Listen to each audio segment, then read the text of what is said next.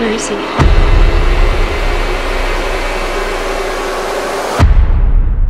When it comes to waiting for something, it's hard. It just really is. And then when something comes around that makes you wait even longer, yeah, you start to wonder if anything will salvage your item in question when it does come around. If you can't tell, we are obviously talking about Stranger Things Season 4, a season that was supposed to come out last year, but didn't due to the global pandemic. And while teases for the season have been coming for a while now, you do have to wonder if the show can possibly live up to the hype that the fans are making for it. Allow us to ask, will Season 4 of Stranger Things be worth the wait? Be sure to like the video and subscribe to the channel.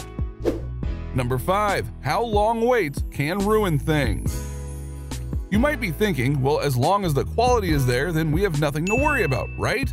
Well, yes and no, because as the last year and a half of movie and TV show releases have proven in various ways, stilted production or rushed production of something can hinder a product, and delayed content can also have a reverse psychology kind of feel to things. A great example of this is the movie Wonder Woman 1984. It was supposed to come out in November of 2019, well before the global pandemic, but they decided to delay that to give room for fellow DC Comics film Joker to have room to breathe. This worked well in its favor as it made over $1 billion and got Oscars, Golden Globes, and so on. Thus, Wonder Woman 1984 was moved to June 2020, a perfectly suited time given that it was that month in 2017 where the first film was released.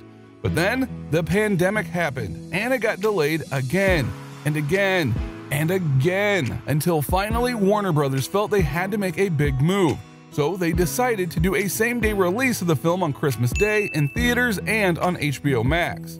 Now the hype at that point was literally at breaking point because people were fed up with the pandemic and wanted to see new things in theaters or at home.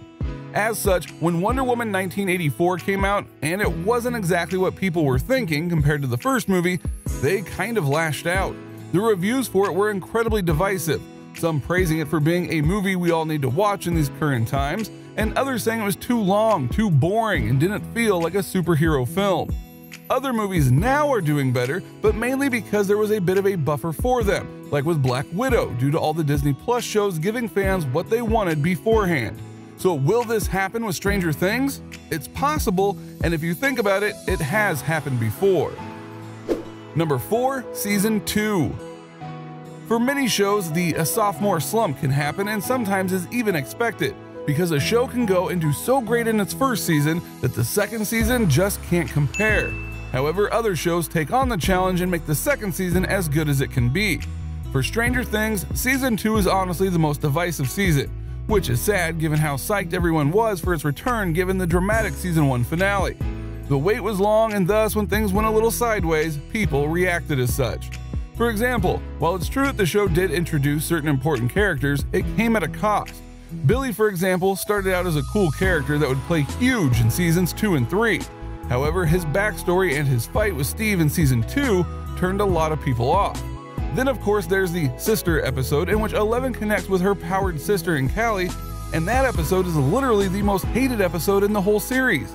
There were other elements that fans didn't like either, like Mike's treatment of Max, Dustin deciding to try and raise a Demogorgon. He's a kid, sure, but hey, come on. And of course, the death of Bob Newby. So given the very long wait and all the expectations that are put upon this upcoming season, it's not hard to think that some might be disappointed by it. Number 3. Expectations. There is always a lot of chat in Hollywood about just how much fans are and should be involved in the shows and movies, because it's a general rule that you can't please everyone who watches the show or film. Just look at Marvel, DC Comics, and Star Wars in recent times for proof of that. And yet, it's also a rule that just because you can pull a swerve doesn't mean you should, because more than anything, you want to keep engaging the viewers so that they'll not just come back to the show or film, but they'll want to spread the word about it. And when you have a show that is as beloved and praised as Stranger Things, the expectations keep getting higher with every season that comes out, for better and for worse. Because sadly, we've all seen shows and movie franchises that keep building up in quality and style and then fizzle out in the end in one form or another. The Dark Knight trilogy has 2 incredibly praised films and a divisive third one. The Lost franchise started out as a must-watch TV series, and when it was over, people were saying, "What was the point of it all again?"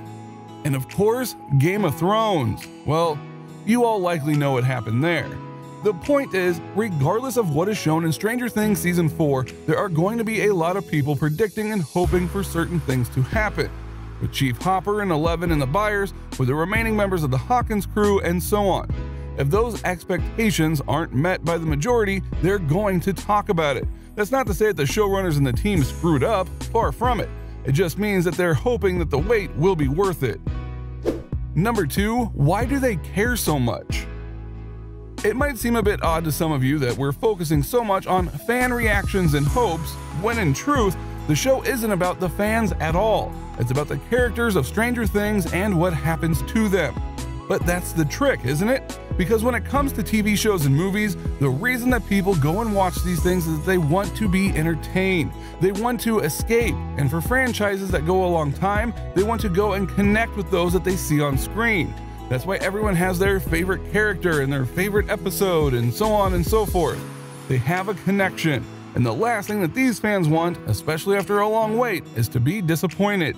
And when you factor in the global pandemic pushed this season from a late 2020 season to a we hope and pray it comes out in 2021 season, you can see why fans are a bit worried to go and see this season, because if it isn't as good as they hope it is, they'll be crushed. Number 1, why it will likely be alright in the end. So we've shown you now all of the negative stuff that is going on with Stranger Things and the hype behind it, but let's get to the real meat and potatoes of this, mainly in the question of, will the season be good? Yeah, more than likely.